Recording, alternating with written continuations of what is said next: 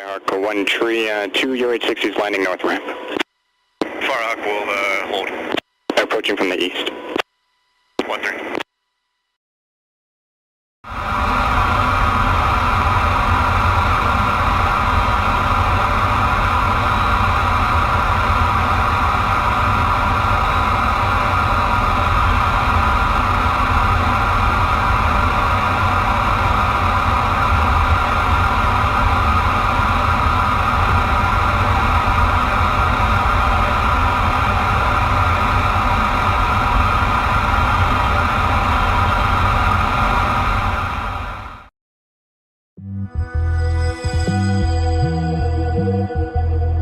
There are more than 4,000 aircraft parked here at the boneyard. Taken together, these planes would make up the second largest air force in the entire world. But most of these planes will never fly again. They're here to serve a different purpose.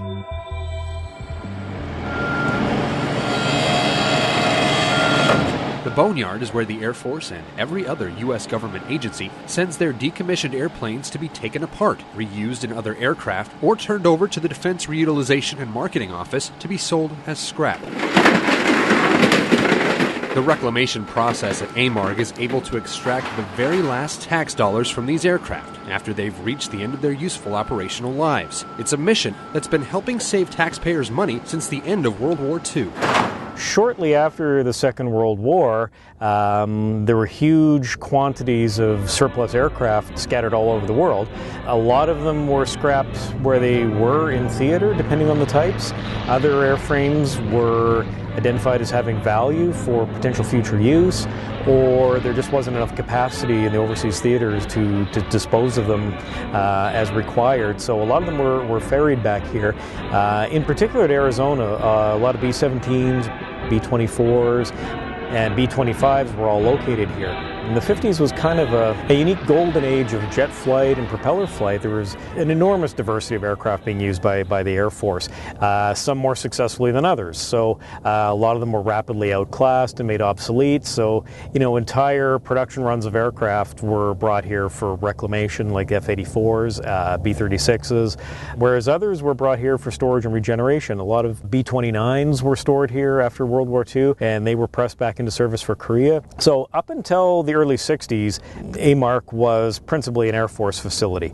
The Navy and the Marine Corps maintained their own facility up outside Phoenix at Litchfield Park. But that was closed up, I think, in 1962, and all those assets transferred down here. So since that time, this has been the complete storage facility for government aircraft. So you find NASA aircraft over there, you find Coast Guard aircraft, Border Patrol, Navy, Marine, Reserve units, training units.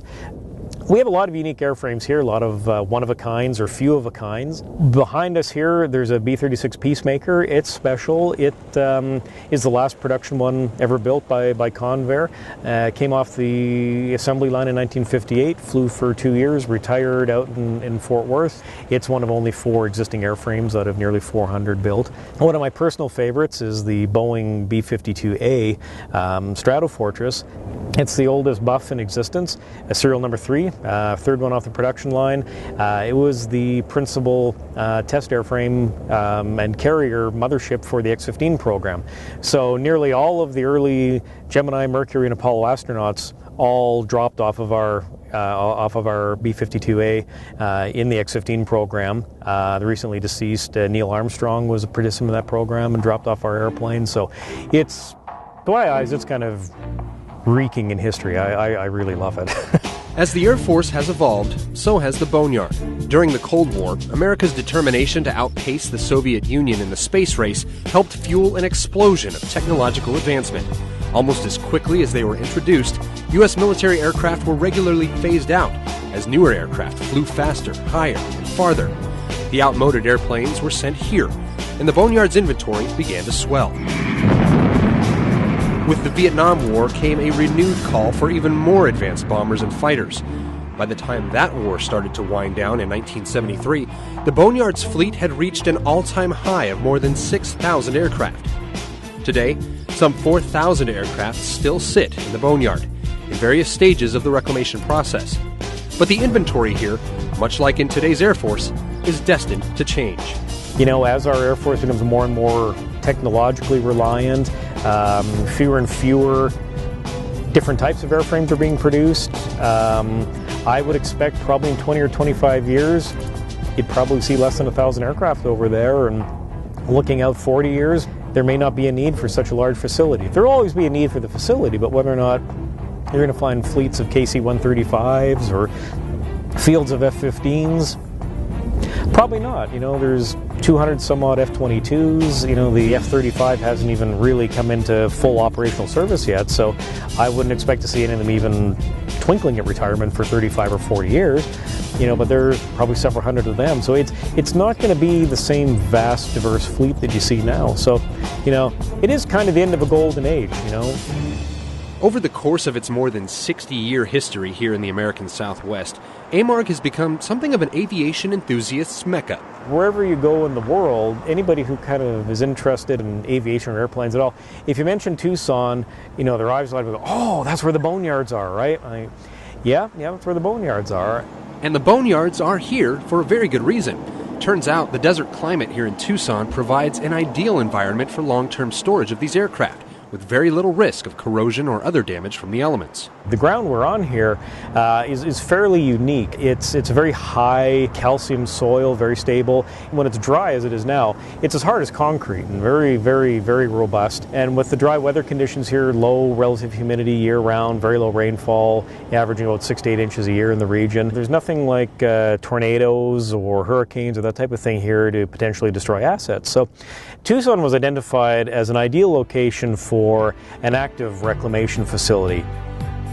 And that year-round sunshine also makes this an ideal location for people to come visit and experience Air Force history in person.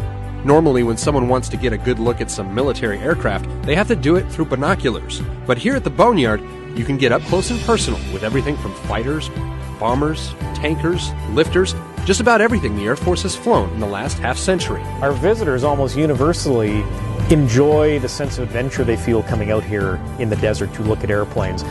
We don't rope off our airplanes outside. People are free to get up and stick their head in the wheel well, bump their heads on a propeller, trip over a tie-down cable, run from rattlesnakes. You know, it's the authentic desert experience out here, and it's a big part of our charm and our appeal. One of our sort of taglines is, you know, where you can touch history, and we embrace that. So it's not all just about tearing down old aircraft as newer technology makes them obsolete. Preserving Air Force history has become like a secondary mission at the Boneyard.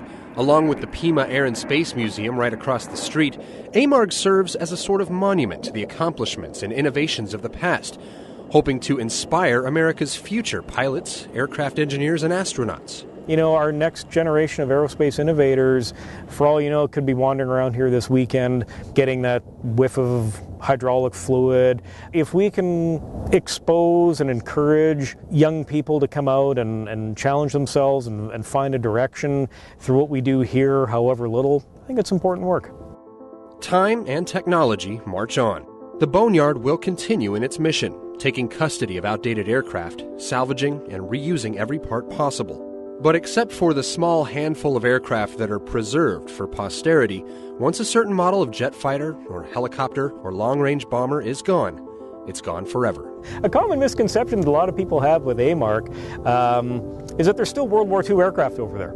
You know, we more often than you think, we do get emails or phone calls from people doing family history or have heard legend through one of their uncles or cousins that, oh yeah, there's a boneyard out in Arizona that's got all these World War II aircraft out there. So they call wondering if their grandfather's B-24 is still parked across the street there, and we have to generally explain to them, no, I'm afraid not. I mean, it was turned into beer cans probably 60 years ago. So the idea that a lot of people have is that the boneyard is really a boneyard, like a graveyard, where it's a very static kind of place where nothing happens. It's just a big, you know, I don't know, like some hillbilly farm in the middle of Texas with 400 old tractors laying there. It's anything but, as you may have seen. It's a very heavily engaged, dynamic, busy organization that's tasked with supporting, you know, the mission of the United States Air Force and its allies.